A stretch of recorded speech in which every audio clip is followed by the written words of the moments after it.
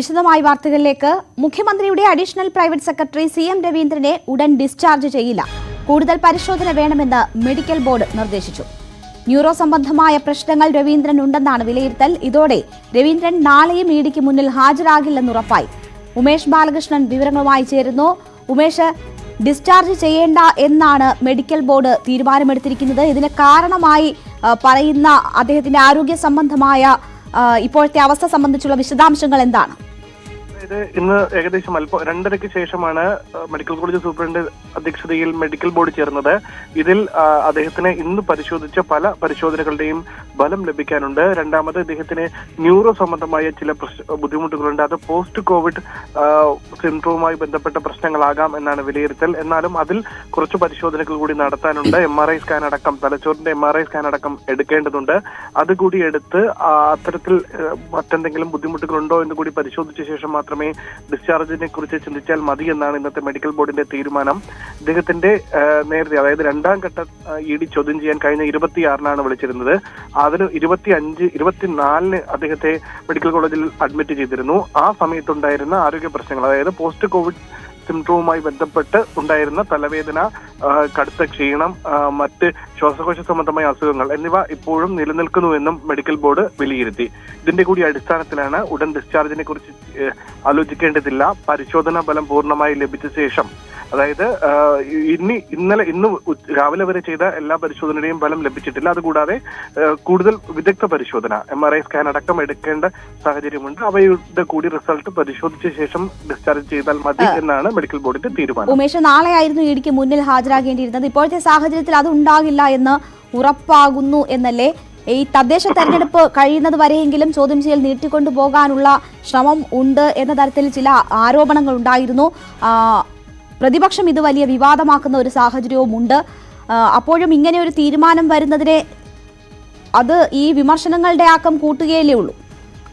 തീർച്ചയായും പ്രതിപക്ഷ പാർട്ടികളുടെ വിമർശനം അത് അതേ രീതിയിൽ തന്നെ നിലനിൽക്കും. പക്ഷേ സ്വാഭാവികമായി അദ്ദേഹത്തിന് ഇത്തരത്തിൽ മെഡിക്കൽ ബോർഡ് ഇത്തരത്തിൽ അസുഖങ്ങളുണ്ട് എന്ന് വിലയിരുത്തപ്പെടുമ്പോൾ നമുക്ക് മറ്റ് വിവാദ വിഷയങ്ങൾ, കാരണം മെഡിക്കൽ ബോർഡിന്റെ ഒരു തീരുമാനമായിട്ടാണ് ഇത് പുറത്തു വന്നത്. അതുകൊണ്ട് തന്നെ ഒരുപക്ഷെ അദ്ദേഹത്തിന് അസുഖങ്ങളുണ്ട് അല്ലെങ്കിൽ ഇത്തരത്തിൽ ബുദ്ധിമുട്ടുകളുണ്ട് എന്ന് മെഡിക്കൽ ബോർഡ് വിലയിരുത്തിയിട്ടുണ്ടെങ്കിൽ അത്തരത്തിലൊരു തീരുമാനപ്രകാരമുള്ള ഭാഗമായി അദ്ദേഹം ഇഡിക്ക് മുന്നിൽ എന്തായാലും ഹാജരാകില്ല. സ്വാഭാവികമായും അദ്ദേഹത്തെ ചികിത്സിക്കുന്ന ഡോക്ടർമാർ ഡിസ്ചാർജ് നൽകിയില്ല എങ്കിൽ അദ്ദേഹത്തിന് ഇഡിക്ക് മുന്നിൽ ഹാജരാകാൻ കഴിയില്ല. ആ വിവരം അദ്ദേഹം ഇന്ന് തന്നെ ഒരുപക്ഷെ ED അറിയിക്കാൻ സാധ്യതയുണ്ട്. താൻ നാളെ എത്തില്ല എന്നുള്ള വിവരം. അതിനുശേഷം ED എന്ത് തരത്തിലുള്ള നീക്കം എടുക്കും എന്നുള്ളതായിരിക്കും ഏറ്റവും നിർണായകം. കാരണം ഇത് 3-ാം ഘട്ടമാണ്, അല്ലെങ്കിൽ 3-ാം തവണയാണ് ഇത്തരത്തിൽ അദ്ദേഹം EDക്ക് മുന്നിൽ ആരോഗ്യ പ്രശ്നങ്ങൾ പറഞ്ഞ് ഹാജരാകാത്ത സാഹചര്യം ഉണ്ടാകുന്നത്. അതിന് ED ഏത് രീതിയിൽ ആയിരിക്കും തീരുമാനമെടുക്കുക, അല്ലെങ്കിൽ മറ്റെന്തെങ്കിലും എന്തായാലും EDയുടെ തീരുമാനമായിരിക്കും നിർണായകമാവുക. എന്തായാലും നാളത്തെ ചോദ്യം ചെയ്യലിന് CM രവീന്ദ്രന് ഹാജരാകാൻ കഴിയില്ല എന്നതാണ് ഇപ്പോഴത്തെ സാഹചര്യം. മെഡിക്കൽ ബോർഡും അങ്ങനെ ഒരു കാര്യമാണ്. അദ്ദേഹത്തിന്റെ ആരോഗ്യ സംബന്ധമായ പ്രശ്നങ്ങളുണ്ട് എന്ന വിലയിരുത്തലിൽ തന്നെയാണ് മെഡിക്കൽ ബോർഡും എത്തിച്ചേർന്നിട്ടുള്ളത്. ഉമേഷ് ബാലകൃഷ്ണനാണ് വിവരങ്ങൾ നൽകിയത്. അതേസമയം CM രവീന്ദ്രന്റെ ആശുപത്രിവാസത്തെ ചൊല്ലി രാഷ്ട്രീയ വിവാദം മുറുകുകയാണ്. രവീന്ദ്രനെ സംരക്ഷിക്കാൻ സർക്കാരും CPM-ഉം ശ്രമിക്കുന്നുവെന്നാണ് പ്രതിപക്ഷത്തിന്റെ ആരോപണം. തദ്ദേശ തെരഞ്ഞെടുപ്പ് കഴിയും വരെ ചോദ്യം ചെയ്യൽ വൈകിപ്പിക്കാനുള്ള ശ്രമമായും വ്യാഖ്യാനമുണ്ട്. എന്നാൽ EDയെ ഭയക്കുന്നില്ല എന്നായിരുന്നു CPM സംസ്ഥാന സെക്രട്ടറി A. വിജയരാഘവന്റെ പ്രതികരണം. രണ്ടാം ഘട്ട വോട്ടെടുപ്പ് ദിവസം രവീന്ദ്രനെ ചോദ്യം ചെയ്യാൻ വിളിപ്പിച്ചത് കേന്ദ്ര ഏജൻസികളെ രാഷ്ട്രീയമായി ഉപയോഗിക്കുന്നതിന് തെളിവാണെന്നാണ് CPM കേന്ദ്രങ്ങൾ ചൂണ്ടിക്കാട്ടുന്നത്. നേരത്തെ രവീന്ദ്രൻ ചോദ്യം ചെയ്യലിന് ഹാജരാകാൻ വൈകുന്നത് ദുർവ്യാഖ്യാനങ്ങളാണെന്നായിരുന്നു CPM നിലപാട്. പക്ഷേ വോട്ടെടുപ്പ് ദിവസം തന്നെ ചോദ്യം ചെയ്യുന്നതിലെ അപകടം CPM തിരിച്ചറിഞ്ഞു. രവീന്ദ്രന് ഗുഡ് സർട്ടിഫിക്കറ്റ് നൽകിയുള്ള മന്ത്രി കടകംപള്ളി സുരേന്ദ്രന്റെ പ്രതികരണവും ശ്രദ്ധേയമാണ്. കോവിഡിന് ശേഷമുള്ള ഒരു സാഹചര്യത്തിൽ രവിക്ക് വലിയ തോതിലുള്ള അസുഖങ്ങളും അയാൾക്ക് ഒട്ടും തന്നെ വയ്യ. അയാൾ മനഃപൂർവ്വം മാറി നിൽക്കേണ്ടതായിട്ടുള്ള ഒരു കാര്യവുമില്ല. EDയെ ഭയമില്ലെന്നും രവീന്ദ്രന്റെ അസുഖത്തെപ്പറ്റി അറിയില്ലെന്നുമാണ് CPM സംസ്ഥാന സെക്രട്ടറി വിജയരാഘവന്റെ പ്രതികരണം. ഒരാൾക്ക് ശാരീരിക പ്രയാസമുണ്ടെങ്കിൽ അദ്ദേഹം ആശുപത്രിയിൽ പോകും, അല്ലാതെ EDയെ ഭയപ്പെടേണ്ട ഒരു കാര്യം കമ്മ്യൂണിസ്റ്റുകൾക്കില്ല. രവീന്ദ്രനെ സർക്കാർ സംരക്ഷിക്കുന്നു എന്ന ആരോപണം പ്രതിപക്ഷം ശക്തമാക്കുന്നു. ഇതൊരു വലിയ കള്ളക്കളിയാണ്. അദ്ദേഹത്തിന് ആദ്യം കോവിഡ് ആണെന്ന് പറഞ്ഞു, അത് കഴിഞ്ഞ് കോവിഡാനന്തര ചികിത്സയാണെന്ന് പറഞ്ഞു. ഓരോ തവണയും നോട്ടീസ് കിട്ടുമ്പോൾ ഓരോ അസുഖം പറഞ്ഞ് മാറുകയാണ്. ഭാരതീയ ജനതാ പാർട്ടി ഈ കേസിൽ ഇടപെടുകയില്ല എന്ന് കേരളീയ പൊതുസമൂഹത്തിന് വാക്ക് നൽകിയാണ് എങ്കിൽ ഞാൻ വീണ്ടും ആവർത്തിച്ചു പറയുന്നു, ലാലു പ്രസാദ് യാദവ് ഇരുമ്പഴി എണ്ണുന്നത് പോലെ തന്നെ നമ്മുടെ കേരളത്തിലെ മുഖ്യമന്ത്രി ഇരുമ്പഴി എണ്ണും. രവീന്ദ്രനെ പിന്തുണച്ച കടകംപള്ളിക്കെതിരെ BJPയും രംഗത്തെത്തി. തിരുവനന്തപുരം മെഡിക്കൽ കോളേജ് സൂപ്രണ്ടിനെ ചോദ്യം ചെയ്യേണ്ട സ്ഥിതിയാണ്. ഇത്തരം കുറ്റവാളികളെ രക്ഷപ്പെടാൻ മെഡിക്കൽ കോളേജിനെ ദുരുപയോഗപ്പെടുത്തുകയാണോ? ആരോഗ്യമന്ത്രി ശൈലജ ടീച്ചർ അറിഞ്ഞുകൊണ്ട് നടത്തുന്ന ഒരു നാടകമാണിത്. മെഡിക്കൽ കോളേജ് ആശുപത്രിയിൽ ചികിത്സയിൽ തുടരുന്ന CM രവീന്ദ്രൻ നാളെ ചോദ്യം ചെയ്യലിന് ഹാജരാകാൻ സാധ്യത കുറവാണ്. ചികിത്സയുടെ കാര്യത്തിൽ ആശുപത്രി അധികൃതർ എടുക്കുന്ന തീരുമാനം നിർണായകമാകും. ന്യൂസ് 18 തിരുവനന്തപുരം. ലൈഫ് മിഷൻ കേസുമായി ബന്ധപ്പെട്ട് സർക്കാരിനെതിരായ അന്വേഷണത്തിന് സ്റ്റേ തുടരും. സർക്കാരിന്റെ ആവശ്യപ്രകാരമാണ് ഹൈക്കോടതി സ്റ്റേ നീട്ടിയത്. കേസ് അന്വേഷണത്തെ ബാധിക്കുന്നതിനാൽ സ്റ്റേ നീക്കണമെന്ന് CBI ആവശ്യപ്പെട്ടിരുന്നു. CBIയുടെ ഹർജി 17-ന് പരിഗണിക്കും. വിവരങ്ങളുമായി CN പ്രകാശ് കൊച്ചിയിൽ നിന്ന് ചേരുന്നു. പ്രകാശ്, താൽക്കാലികമായെങ്കിലും സർക്കാരിനെ സംബന്ധിച്ച് ആശ്വാസകരമാണ് കോടതി നടപടികൾ. സ്റ്റേ നീട്ടിയിരിക്കുന്നു എന്ന വാർത്ത. ഏത് സാഹചര്യത്തിലാണ് സർക്കാരിന്റെ ആവശ്യം അംഗീകരിച്ചുകൊണ്ട് സ്റ്റേ നീട്ടാൻ കോടതി തീരുമാനിച്ചത്? ഒരു സാങ്കേതിക കാരണത്താൽ മാത്രമാണ് ഈ സ്റ്റേ നീട്ടിയിട്ടുള്ളത്. കാരണം സംസ്ഥാന സർക്കാരിന് വേണ്ടി ഹാജരായ സുപ്രീം കോടതി അഭിഭാഷകന് കേസിലെ വിശദാംശങ്ങൾ പഠിക്കുന്നതിനായി കൂടുതൽ സമയം വേണമെന്ന് കോടതിയോട് ആവശ്യപ്പെട്ടു. തുടർന്നാണ് ഹർജി 17-ന് പരിഗണിക്കാൻ മാറ്റിയത്. നമുക്ക് അറിയാം, നേരത്തെ തന്നെ ലൈഫ് മിഷനെതിരായ സ്റ്റേ ആവശ്യപ്പെട്ടുകൊണ്ട് നൽകിയ ഹർജിയിൽ 2 മാസത്തെ സ്റ്റേ അനുവദിക്കുകയും യൂണിടാക്കിനെതിരായ അന്വേഷണം തുടരാമെന്നും ഹൈക്കോടതി ഇടക്കാല ഉത്തരവ് നൽകിയിരുന്നു. ഇതിനെതിരെയാണ് CBI ഇപ്പോൾ ഹൈക്കോടതിയിൽ ഹർജി നൽകിയത്. ഇത് അന്വേഷണത്തെ കാര്യമായി ബാധിച്ചിരിക്കുകയാണ്. ലൈഫ് മിഷനെതിരായ അന്വേഷണം പൂർണ്ണമായും തന്നെ ബാധിച്ചിരിക്കുന്നു. അതുകൊണ്ട് അന്വേഷണം പൂർണ്ണമായും തടസ്സപ്പെട്ട അവസ്ഥയിലാണ് ഇത്. അതുകൊണ്ട് തന്നെ ഈ സ്റ്റേ വെക്കേറ്റ് ചെയ്യണം എന്നാവശ്യപ്പെട്ടുകൊണ്ടാണ് ഹൈക്കോടതിയിൽ CBI ഹർജി നൽകിയത്. ഈ ഹർജിയിന്മേലാണ് ഇപ്പോൾ 17 വരെ സ്റ്റേ തുടരാൻ ഹൈക്കോടതി തീരുമാനിച്ചിട്ടുള്ളത്. CN പ്രകാശാണ് വിവരങ്ങൾ നൽകിയത്. സ്വർണ്ണക്കടത്ത് കേസുമായി ബന്ധപ്പെട്ട ആരോപണങ്ങൾ തള്ളി സ്പീക്കർ P. ശ്രീരാമകൃഷ്ണൻ. സ്വർണ്ണക്കള്ളക്കടത്ത് കേസിലെ പ്രതികളുമായി ഒരിക്കൽ പോലും യാത്ര ചെയ്യാനോ വിദേശത്ത് കണ്ടുമുട്ടാനോ ഉള്ള സാഹചര്യം ഉണ്ടായിട്ടില്ല. ഔദ്യോഗിക സ്വഭാവമുള്ള യാത്രകൾക്കെല്ലാം നിയമപരമായ എല്ലാ നടപടിക്രമങ്ങളും സ്വീകരിച്ചു തന്നെയാണ് പോയിട്ടുള്ളതെന്നും സ്പീക്കർ വിശദീകരിക്കുന്നു. VV അരുൺ വിവരങ്ങളുമായി ചേരുന്നു. അരുൺ, വലിയ രീതിയിലുള്ള ആരോപണമാണ് സ്പീക്കർക്കെതിരെ ഉയർന്നിരുന്നത്. എങ്ങനെയാണ് അദ്ദേഹം അതിന് മറുപടി നൽകുന്നത്? എല്ലാ ആരോപണങ്ങളും തള്ളുകയാണോ? മതിയായ വിശദീകരണമാണോ അദ്ദേഹത്തിന്റെ ഭാഗത്തു നിന്നും ഉണ്ടായിട്ടുള്ളത്? ആദ്യം സ്വർണ്ണക്കടത്ത് കേസിൽ ബന്ധമുള്ള ഉന്നതൻ എന്ന നിലയിലുള്ള അഭ്യൂഹങ്ങൾ, പിന്നീട് ഇന്നലെ BJP സംസ്ഥാന പ്രസിഡന്റ് K. സുരേന്ദ്രൻ സ്പീക്കറുടെ പേരെടുത്തു പറഞ്ഞ ആ ഉന്നതൻ അദ്ദേഹമാണെന്ന് പറയുകയായിരുന്നു. തുടർന്ന് ഇന്ന് വാർത്താക്കുറിപ്പിലൂടെയാണ് സ്പീക്കറുടെ ഓഫീസ് ആരോപണങ്ങൾ പൂർണ്ണമായും നിഷേധിക്കുന്നത്. അവിശ്വസനീയമായ ആരോപണങ്ങളാണ് ഉന്നയിക്കുന്നത്. സ്പീക്കർ വിദേശയാത്രകൾ നടത്തിയിട്ടുണ്ട്. അത് ഔദ്യോഗിക കാര്യങ്ങളിലും ചില സംഘടനകളുടെ ക്ഷണപ്രകാരവും നടത്തിയിട്ടുണ്ട്. വ്യക്തിപരമായ യാത്രകൾ നടത്തിയിട്ടുണ്ട്. അത് അദ്ദേഹത്തിന്റെ സഹോദരങ്ങൾ വിദേശത്താണ്. അതുകൊണ്ട് തന്നെ കുടുംബപരമായ യാത്രകൾ അനിവാര്യമായിരുന്നു. ഈ യാത്രകളെല്ലാം കൃത്യമായ രേഖകൾ ഉള്ളതാണ്. അത് ബന്ധപ്പെട്ട നിയമ നടപടികളെല്ലാം സ്വീകരിച്ചാണ് യാത്രകൾ നടത്തിയിട്ടുള്ളത്. ബന്ധപ്പെട്ട എംബസികളെ അറിയിക്കാറുണ്ട്. അതുകൊണ്ട് തന്നെ സുതാര്യമാണ് യാത്രകൾ എല്ലാം. അതിന്റെ രേഖകൾ സ്പീക്കറുടെ ഓഫീസിലുണ്ട്. വേണമെങ്കിൽ അത് ഹാജരാക്കാൻ തയ്യാറാണ്. അത് മാത്രമല്ല, യാത്രകളുമായി ബന്ധപ്പെട്ട കാര്യങ്ങൾ ഫേസ്ബുക്കിലൂടെ എപ്പോഴും പങ്കുവയ്ക്കാറുമുണ്ട്. അതുകൊണ്ട് തന്നെ ഇപ്പോഴുള്ള ആരോപണങ്ങൾ അടിസ്ഥാനരഹിതമെന്നാണ് സ്പീക്കറുടെ വിശദീകരണം. രാഷ്ട്രീയമായ ആരോപണ പ്രത്യാരോപണങ്ങളിൽ ഭരണഘടനാ സ്ഥാപനമായ സ്പീക്കറെയും അദ്ദേഹത്തിന്റെ ഓഫീസിനെയും വലിച്ചിഴക്കരുന്ന അഭ്യർത്ഥന കൂടി P. ശ്രീരാമകൃഷ്ണന് വേണ്ടി അദ്ദേഹത്തിന്റെ ഓഫീസ് നടത്തുന്നുണ്ട്. ശരി, VV അരുൺ വാർത്തയുടെ വിശദാംശങ്ങൾ നൽകി. സ്വർണ്ണക്കടത്ത് കേസ് പ്രതി സ്വപ്ന സുരേഷിന് ജയിലിൽ വധഭീഷണി എന്ന പരാതിയിൽ അന്വേഷണത്തിന് ഉത്തരവിട്ട് ജയിൽ DGP.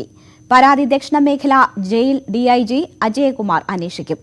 വധഭീഷണിയുണ്ടെന്ന ആരോപണം ജയിൽ വകുപ്പ് തള്ളി. എന്നാൽ വിഷയത്തെ രാഷ്ട്രീയ ആയുധമാക്കാനാണ് പ്രതിപക്ഷ തീരുമാനം. സ്വർണ്ണക്കടത്ത് കേസിൽ ഒരാളെ കൂടി പ്രതി ചേർക്കാൻ കസ്റ്റംസ് കൊച്ചിയിലെ സാമ്പത്തിക കുറ്റാന്വേഷണ കോടതിയിൽ അപേക്ഷ നൽകി. മംഗലാപുരം സ്വദേശി രാജേന്ദ്ര പ്രസാദ് പവാറിനെയാണ് കസ്റ്റംസ് പ്രതി ചേർക്കുന്നത്. സ്വർണ്ണക്കടത്തിൽ പണം നിക്ഷേപിച്ചവരിൽ ഒരാളാണ് രാജേന്ദ്ര പ്രസാദ് പവാർ. സ്വപ്ന, സരിത്ത് എന്നിവരെ ചോദ്യം ചെയ്തപ്പോഴാണ് ഇയാളെക്കുറിച്ചുള്ള വിവരങ്ങൾ ലഭിച്ചത്. ഇതിനിടെ NIA കേസിൽ ജയിലിൽ കഴിയുന്ന റബിൻസ് K. ഹമീദിനെ ചോദ്യം ചെയ്യാൻ കസ്റ്റംസിന് കോടതി അനുമതി നൽകി. അഴീക്കോട് MLA KM ഷാജിയുടെ ഭാര്യ ആശയ്ക്ക് കോഴിക്കോട് കോർപ്പറേഷന്റെ നോട്ടീസ്. മാലൂർ കുന്നിലെ വീടിന്റെ അനധികൃത നിർമ്മാണവുമായി ബന്ധപ്പെട്ട് കോർപ്പറേഷൻ സെക്രട്ടറിക്ക് മുൻപാകെ ഹാജരായി വിശദീകരണം നൽകാനാണ് നിർദ്ദേശം. വീടിരിക്കുന്ന ഭൂമി ആശയുടെ പേരിലായതിനാലാണ് കോർപ്പറേഷന്റെ നടപടി.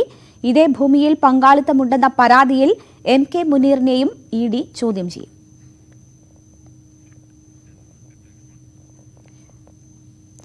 അഞ്ച് ജില്ലകളിൽ നിശബ്ദ പ്രചാരണം.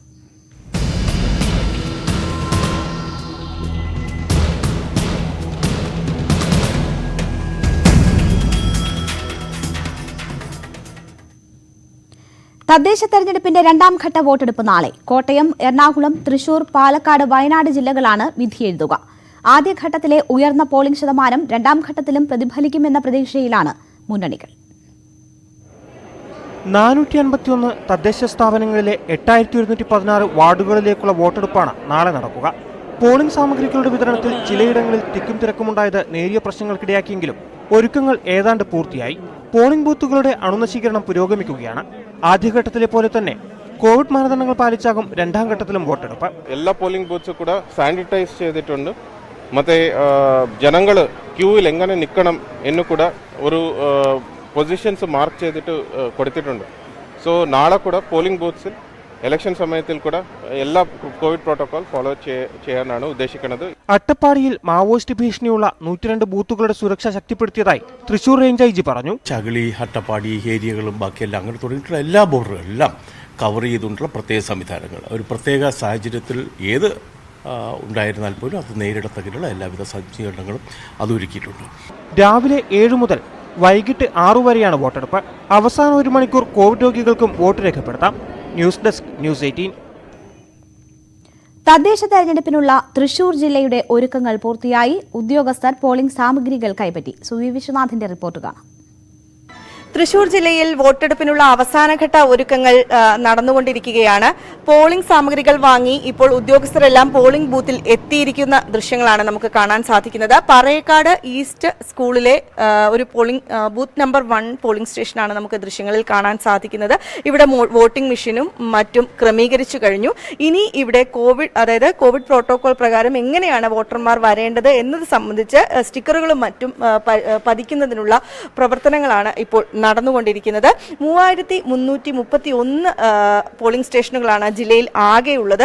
ഏതായാലും ഇതുമായി ബന്ധപ്പെട്ട് എങ്ങനെയാണ് കോവിഡ് സമയത്ത് വോട്ടെടുപ്പിന് വേണ്ടി വോട്ടർമാർ വരേണ്ടത് എന്നത് സംബന്ധിച്ച് വിശദീകരിക്കാൻ സെക്ടറൽ ഓഫീസർ ധന്യ നമ്മോടൊപ്പം ചേരുകയാണ്. എന്തെല്ലാമാണ് ശ്രദ്ധിക്കേണ്ടത്?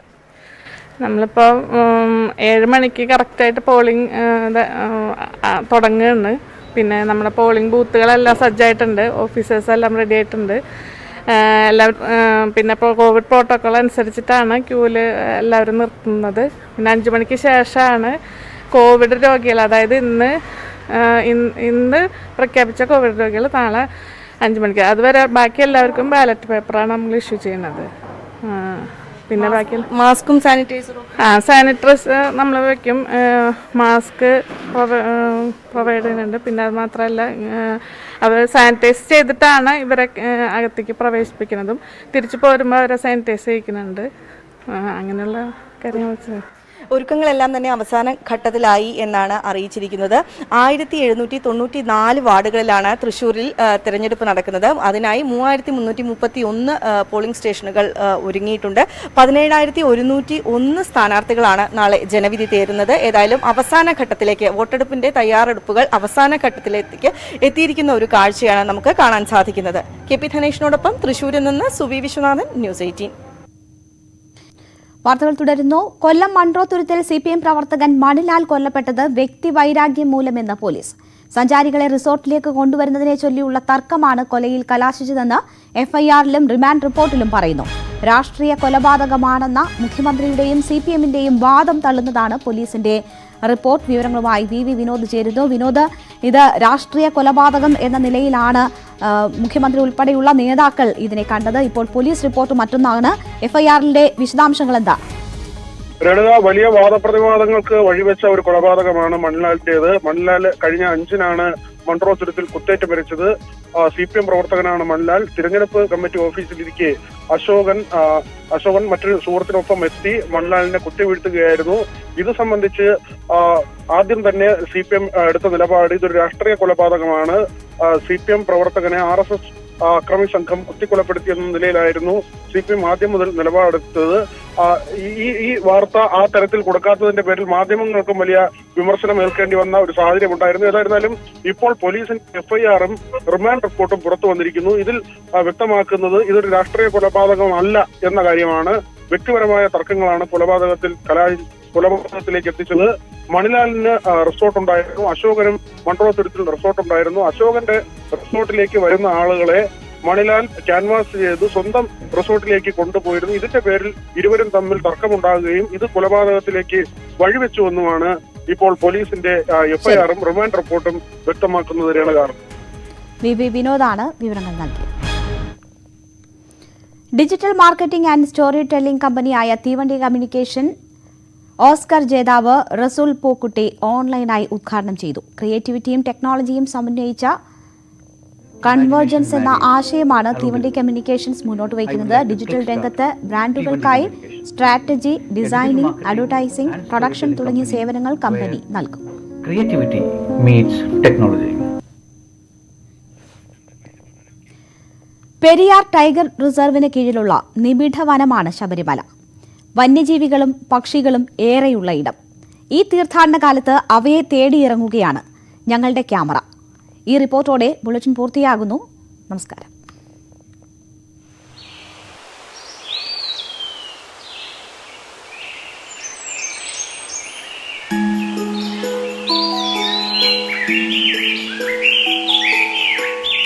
കാടിനെ അറിയാൻ ഞങ്ങൾ പോവുകയാണ്. കാട് കാത്തുവച്ചിരിക്കുന്ന വിസ്വൈപ്പർ എന്നറിയപ്പെടുന്ന അണലി.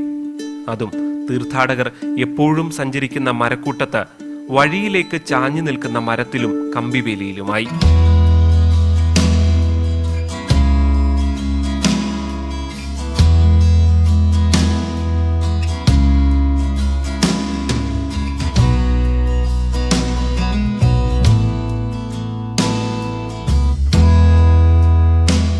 മരക്കൂട്ടം സന്നിധാനം പാതയിലെ നിത്യക്കാഴ്ചയായിരുന്നു പച്ചിലപ്പാമ്പുകൾ. ഈ വഴിയിൽ അവർ ശാന്തരാണ്. കണ്ണു തുറന്ന് ഇരയെ കാത്തിരിക്കുകയാണവർ. കാട്ടുപന്നികൾ നാട്ടിലെ കർഷകർക്കിടയിൽ വില്ലന്മാരാണ്. പക്ഷേ ഇവിടെ അവർ അന്തേവാസികളാണ്. ആരോടും ഉപദ്രവമില്ലാതെ കഴിഞ്ഞുകൂടുന്നു. ഭക്ഷണാവശിഷ്ടങ്ങൾ തേടിയാണ് കാട്ടിൽ നിന്നും ഇവർ സന്നിധാനത്തേക്ക് എത്തുന്നത്. കാഴ്ചയിൽ സുന്ദരനും സുന്ദരിയുമായ കുഞ്ഞുങ്ങളോടൊപ്പം.